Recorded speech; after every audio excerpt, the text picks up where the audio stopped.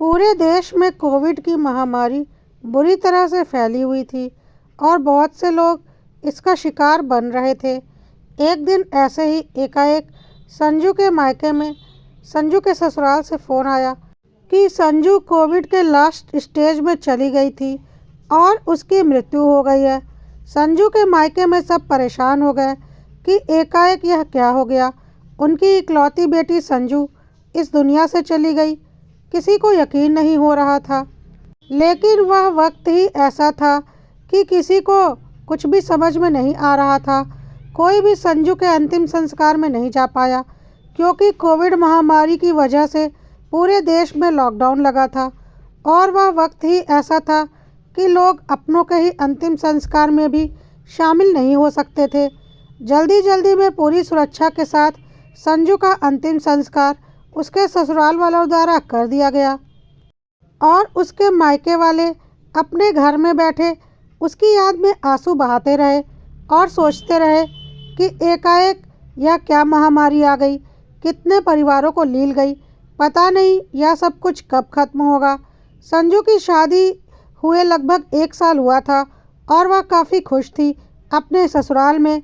पता नहीं कैसे यह तूफान आ गया और एकाएक सब कुछ खत्म हो गया।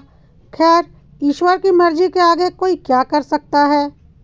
पर रह रहकर संजू की माँ को एक बात खाए जा रही थी कि संजू की मृत्यु के 1 दिन पहले ही उसकी संजू से बात हुई थी और वह पूरी तरह से स्वस्थ थी। कहीं से भी ऐसा नहीं लग रहा था कि उसे कुछ भी हुआ है। फिर एकाएक उसे कोविड कैसे हो गया, वह भी लास्ट स्टेज पर, कि अगले ही दिन उसकी मृत्यु हो गई। पर वह क्या कर सकती थी, यह उनके मन का वहम भी हो सकता था। उस वक्त किसके साथ कब क्या हो जा रहा था कुछ समझ में नहीं आ रहा था। ऊपर से वह लोग दूसरे शहर में रहते थे। संजू की माँ ने 1-2 बार संजू के पिता से यह बात बोली भी कि पता नहीं क्यों मुझे ऐसा लग रहा है कि संजू के साथ उसके ससुराल में कुछ गलत तो नहीं हुआ। संजू के पिता ने बोला, अगर ऐसा कुछ होता तो कभी तो संजू हमसे कुछ बोलती। संजू ने तो आज तक कभी भी अपने ससुराल के खिलाफ हमसे कुछ भी नहीं बोला है और उन लोगों का व्यवहार भी बहुत अच्छा है। तो हम कैसे माने कि ऐसा सब कुछ हुआ है और हमारे पास कोई सबूत भी नहीं है। तो हम क्या कर सकते हैं। हम तो अंतिम वक्त में संजू को देख भी नहीं पाए। संजू के माँ पापा चाहते हुए भी कुछ नहीं कर सकते थे क्योंकि उनके पास अपने शक के लिए कोई सबूत नहीं थे और हो सकता है यह सिर्फ उनका शक ही हो क्योंकि उनका दामाद और उनके परिवार वाले बहुत अच्छे थे और बहुत ही तमीज़ से इन लोगों से पेश आते थे। खैर, वक्त ऐसे ही धीरे धीरे बीत रहा था और कोविड की महामारी धीरे धीरे कम होती जा रही थी। संजू की मृत्यु हुए लगभग 3 महीने का वक्त बीत चुका था। लोग धीरे धीरे अपने काम पर जाना शुरू कर चुके थे। एक दिन संजू के ससुराल से खबर आई कि संजू का पति विशाल दूसरी शादी कर रहा है। विशाल की मम्मी यानी कि संजू की सास ने फ़ोन किया था और बोला, संजू तो इस दुनिया से चली गई, हमारा विशाल बिल्कुल अकेला रह गया है और दिन ब दिन टूटता जा रहा है। अब और कोई रास्ता नहीं बचा है। हम जल्दी से उसकी दूसरी शादी कर देते हैं ताकि धीरे धीरे वह भी संभल जाए। अभी उसकी उम्र ही क्या हुई है। संजू की माँ ने बोला, हाँ ठीक है, अब क्या कर सकते हैं। जिसे जाना था वह तो चली गई। अब विशाल को भी तो अपनी ज़िंदगी में आगे बढ़ना है, जैसा आप लोगों को ठीक लगे। संजू की माँ ने फ़ोन रखने के बाद सोचा कि जिस बहू को यह लोग इतना प्यार करते थे, 3 महीने में ही उसे इतनी जल्दी भुला दिया। ठीक है, विशाल की उम्र बहुत अधिक नहीं है और उसे ज़िंदगी में आगे बढ़ने का पूरा हक है, पर कम से कम 1 साल तो इंतज़ार कर ही सकता था। पहली पत्नी के गुजरने के 3 महीने बाद ही तुरंत दूसरी शादी। संजू की माँ को यह सब कुछ नॉर्मल नहीं लग रहा था। विशाल जिस लड़की से शादी कर रहा था, उस लड़की के बारे में पता करने पर पता चला कि वह एक अमीर बाप की बिगड़ैल औलाद और इकलौती औलाद है। कई बार वह कई लड़कों के साथ भाग चुकी है। एक बहुत ही तेज़ तर्रार और चंट लड़की है और उसका बाप शादी के लिए काफ़ी बड़ी रकम विशाल को दे रहा है। साथ ही साथ इकलौती बेटी है तो बाद में खुद ब खुद सब कुछ विशाल के हाथों में आ जाएगा। अब तो संजू के मम्मी पापा को पूरा यकीन हो गया कि कुछ ना कुछ तो गड़बड़ है। शादी तक भी ठीक था, पर एक ऐसी लड़की से शादी करना जिससे जानते बूझते कोई भी सामान्य लड़का शादी करने को तैयार नहीं होगा, यानी कि विशाल को पैसों की बहुत भूख है। लेकिन उनके पास कोई सबूत नहीं थे। संजू के मम्मी पापा दिन रात ईश्वर से मनाते थे कि काश उनके हाथ कोई ऐसे सबूत लग जाएं कि उन्हें पता चल सके कि संजू की मृत्यु कैसे हुई थी, क्योंकि अब उन्हें यकीन हो गया था कि संजू कोविड की वजह से नहीं मरी। देखते ही देखते विशाल की शादी का दिन नज़दीक आ गया था और 2 दिन बाद ही उसकी शादी थी। संजू के मम्मी पापा सोच रहे थे कि अब वह कुछ नहीं कर सकते। विशाल दूसरी शादी करके अपनी ज़िंदगी में आगे बढ़ जाएगा और उनके बेटी की मृत्यु कैसे हुई उन्हें कभी नहीं पता चलेगा, क्योंकि संजू ने अपनी ज़ुबान से उन्हें कभी कुछ नहीं बताया और ससुराल वालों ने उसकी मौत को कोविड की मौत बताकर खुद को पाक साफ साबित कर लिया है। रात में एकाएक संजू की मां के मोबाइल पर एक अननोन नंबर से कॉल आ रहा था। उन्होंने कॉल उठाया तो उधर से कोई लड़की थी। उसने बोला, आप संजू की मम्मी बोल रही हैं?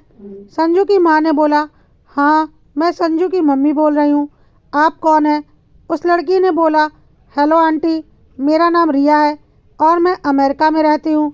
संजू की मम्मी हैरान हो गई कि संजू की रिया नाम की कौन सी दोस्त है जो अमेरिका में रहती है और जिसे वह नहीं जानती।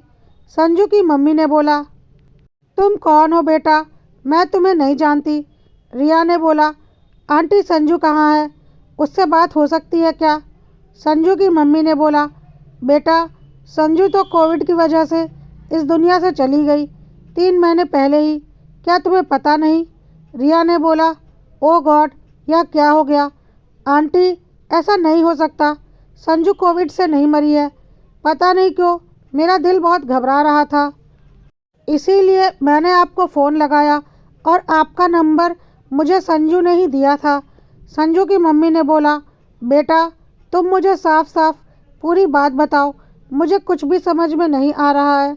रिया ने बोला, आंटी मैं और संजू कभी कभी रात में ऑनलाइन गेम्स खेला करते थे जिसमें चैटिंग भी होती थी और हम आपस में बातें भी किया करते थे। हम दोनों गेम खेलते खेलते अच्छे दोस्त बन गए थे और एक दूसरे का व्हाट्सएप नंबर भी शेयर किया था, लेकिन कभी कोई मैसेज नहीं किया था क्योंकि हम गेम खेलते वक्त ही चैटिंग में बात भी कर लेते थे। उसके बाद कोविड बहुत तेज़ी से फैला और मैं खुद कोविड का शिकार हो गई और अस्पताल में भर्ती थी। मैं कोमा में चली गई थी और अभी कुछ दिन पहले ही मैं कोमा से रिकवर होकर घर आई हूँ।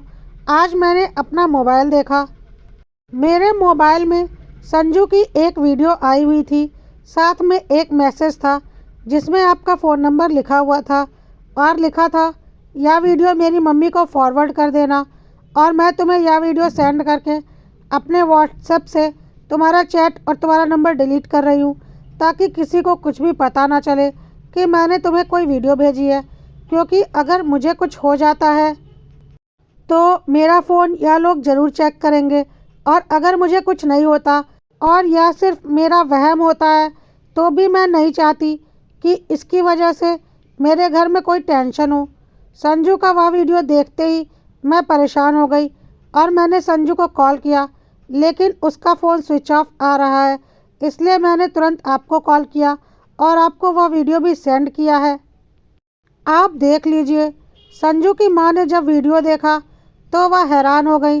वीडियो संजू ने बनाई थी और बोल रही थी, मम्मी मुझे इन लोगों पर शक हो रहा है, कोविड की वजह से इन लोगों का बिजनेस बुरी तरह से डूब गया है। यह लोग बार बार मुझसे आप लोगों से पैसे मांग कर लाने के लिए दबाव डाल रहे हैं, लेकिन कोविड की वजह से सबके घर में आर्थिक दिक्कतें हैं और आप लोगों ने मेरी शादी में वैसे ही काफ़ी ज़्यादा कर्ज ले लिया था, तो मैं आप लोगों से पैसे कैसे मांगूं? पर पता नहीं क्यों इन लोगों की हरकतों से मुझे ऐसा लग रहा है कि यह लोग मेरे साथ कुछ भी कर सकते हैं और हो सकता है मेरी जान भी ले ले। आज ही इन लोगों ने मुझे मारा है, जिसकी वजह से मेरे पेट में बहुत दर्द हो रहा है और पता नहीं क्यों मुझे ऐसा लग रहा है कि मैं नहीं बचूंगी। हो सकता है अब यह सब मेरा फ़ोन भी छीन ले, इसलिए मैं यह वीडियो बनाकर एक सुरक्षित जगह पर भेज रही हूँ ताकि आप लोगों को मिल सके। मैंने दबी दबी सी बातें भी सुनी हैं कि यह लोग किसी अमीर बाप की इकलौती बेटी से विशाल की शादी की बात चला रहे हैं। पता नहीं क्यों मुझे ऐसा लग रहा है कि कहीं यह लोग मुझे रास्ते से हटा ना दें उस लड़की से अपने बेटे की शादी करने के लिए। मम्मी, मुझे नहीं पता यह मेरा वहम है या यही सच्चाई है, पर आज इन लोगों ने मुझे बहुत बुरी तरह से मारा है, इसलिए मैं यह वीडियो बना रही हूँ। मैं पूरी तरह से स्वस्थ थी, मुझे कुछ भी नहीं हुआ है, लेकिन आज इन लोगों के मारने की वजह से मेरे पेट में बहुत दर्द है, क्योंकि मेरे पेट पर लात घूंसे बरसाए गए हैं। हो सकता है मैं ना बचूं। मैंने इन लोगों के मुंह से यह भी सुना है कि इस वक्त अगर कोई मरता है तो कोविड की मौत साबित करना कोई मुश्किल नहीं होगा। इसलिए मम्मी, मैं यह वीडियो अपनी एक फ्रेंड रिया को भेज रही हूँ जो अमेरिका में रहती है, क्योंकि मैं आपको सीधा सीधा सिर्फ शक के आधार पर यह सब कुछ नहीं भेज सकती। कोई भी बात मैंने डायरेक्टली नहीं सुनी है, बल्कि थोड़ा बहुत सुनकर अंदाज़ा लगाया है। पर फिर भी अगर मुझे कुछ हो जाता है तो उसके ज़िम्मेदार सिर्फ और सिर्फ मेरे ससुराल वाले और मेरा पति विशाल होगा। और अगर मुझे कुछ हो जाता है तो रिया से रिक्वेस्ट है कि वह यह वीडियो मेरे मम्मी पापा को भेज दे। संजू की मम्मी ने जब यह वीडियो देखा तो वह अंदर तक कांप गई। उनका सोचा हुआ सच था। उन्हें यकीन नहीं हो रहा था इतना कुछ उनकी बेटी के साथ गलत हुआ था और वह लोग कुछ भी नहीं कर पाए। संजू के मम्मी पापा तुरंत वह वीडियो लेकर पुलिस के पास गए और पुलिस को लेकर विशाल के घर पहुंचे। विशाल शादी के लिए बारात लेकर निकलने की तैयारी में था कि पुलिस आ गई और विशाल को 2 थप्पड़ लगाए और बोला, अपनी पत्नी के कत्ल के इल्ज़ाम में तुम्हें और तुम्हारे माँ बाप को गिरफ्तार किया जाता है। विशाल और उसके माँ बाप बोलने लगे, आप लोग पागल हो क्या? मेरी पत्नी कोविड की वजह से मरी थी, उसकी डेथ सर्टिफिकेट भी मेरे पास है, आप लोग देख लो। पुलिस वालों ने बोला, उल्लू किसी और को बनाना। कोविड की वजह से जितने लोग भी मरे थे ना, कोई भी उनका पोस्टमार्टम नहीं कर रहा था और डेथ सर्टिफिकेट पर कोविड लिखकर बहुत आसानी से मिल जा रहा था, क्योंकि महामारी ही ऐसी फैली हुई थी और इसका फ़ायदा तुम जैसे बहुत से मक्कार लोगों ने उठाया है। लेकिन तुम्हारे खिलाफ हमारे पास पुख्ता सबूत हैं, जिसकी वजह से तुम कभी भी नहीं बच सकते। अब बाकी की ज़िंदगी जेल में गुजारो, कहकर पुलिस वालों ने वह वीडियो विशाल को दिखा दिया। विशाल ने जब वह वीडियो देखा तो हैरान हो गया और सोचा, ऐसी कोई वीडियो तो संजू के फ़ोन से हमें मिली ही नहीं थी और संजू ने आखिर यह वीडियो बनाया कैसे? हमने तो उसका फ़ोन ही छीन लिया था। उसे क्या पता था संजू का फ़ोन छीनने से पहले ही संजू ने यह वीडियो बना लिया था और अपनी माँ से फ़ोन पर बात भी की थी, लेकिन नॉर्मल तरीके से, ताकि उसकी माँ को कोई शक ना हो कि उसके साथ कुछ गलत हो रहा है। नहीं तो उसके मम्मी पापा परेशान हो जाते और उसके पास आ भी नहीं पाते, अंदर ही अंदर घुटते रहते। उसके अगले दिन ही संजू की मृत्यु हो गई थी। संजू ने भी होशियारी करते हुए वीडियो अपने फ़ोन पर रखी ही नहीं थी और एक सुरक्षित जगह पहुंचा दी थी। विशाल ने बोला, यह एडिटेड वीडियो है जिसे एआई से बनाया गया है। मैं कैसे मान लूं कि यह वीडियो सही है और यह वीडियो 3 महीने बाद क्यों आ रहा है? पुलिस वालों ने बोला, वीडियो असली है या एआई से बनाया गया है, इसकी चिंता तुम मत करो, वह हम साबित कर देंगे कि यह वीडियो असली है या नकली। वैसे भी हमने वीडियो की जांच करवा ली है, तभी तुम्हारी गिरफ्तारी का वारंट लेकर आए हैं। वीडियो 100% सही है और इसमें कहीं कोई एडिटिंग या एआई का इस्तेमाल नहीं हुआ है। अब तुम और तुम्हारे माँ बाप जेल की हवा खाने को तैयार हो जाओ। पैसों के लिए पत्नी को मार दिया और अब दूसरी शादी भी पैसों के लिए करने जा रहे हो। कल को जब उसके पैसे भी खत्म हो जाएंगे तो उसे भी मार देना। और इतना अच्छा व्यवहार करते हो कि ससुराल वाले कभी समझ ही ना पाए कि तुम आस्तीन के सांप हो। विशाल और उसका परिवार पूरी तरह से फंस चुका था और उनकी सच्चाई सामने आ चुकी थी। फिर भी विशाल एक बार अपनी सास की तरफ देखकर मासूम चेहरा बनाकर बोलने लगा, मम्मी जी, यह सब कुछ झूठ है, मैंने ऐसा कुछ नहीं किया है। लेकिन संजू की मम्मी अब विशाल को बहुत अच्छे से समझ चुकी थी और उन्हें तो पहले से ही विशाल के ऊपर शक था। ऊपर से संजू की वह वीडियो देखकर उनका खून खौल रहा था। उन्होंने अपनी चप्पल निकाली और विशाल को मारना शुरू किया और बोला, शर्म नहीं आई मेरी बेटी की जान लेते हुए?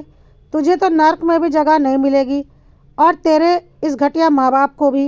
इंस्पेक्टर साहब, ले जाइए इन लोगों को इनकी असली जगह पर। और पुलिस वाले उन तीनों को धक्का मारते हुए पुलिस की गाड़ी में बैठाने लगे। सारे मोहल्ले वाले और रिश्तेदार उन लोगों को देख रहे थे और आपस में बातें कर रहे थे कि शक्ल से कितने भोले भाले, मासूम और समझदार दिखते हैं और इतने मक्कार और चालाक लोग हैं कि बहू को ही मार दिया और कोविड की मौत साबित कर दी। ऐसे लोगों की असली जगह तो जेल में ही होनी चाहिए। संजू के मम्मी पापा के दिल में सुकून था कि संजू के कातिलों को उन्होंने उनकी असली जगह पर पहुंचा दिया था। संजू की मम्मी ने रिया को फ़ोन करके उसका शुक्रिया अदा किया, क्योंकि वह अगर अपनी दोस्ती का फ़र्ज नहीं निभाती तो संजू की मौत कोविड की मौत ही मानी जाती और उसके कातिल खुलेआम घूमते रहते और अपनी ज़िंदगी आराम से जीते।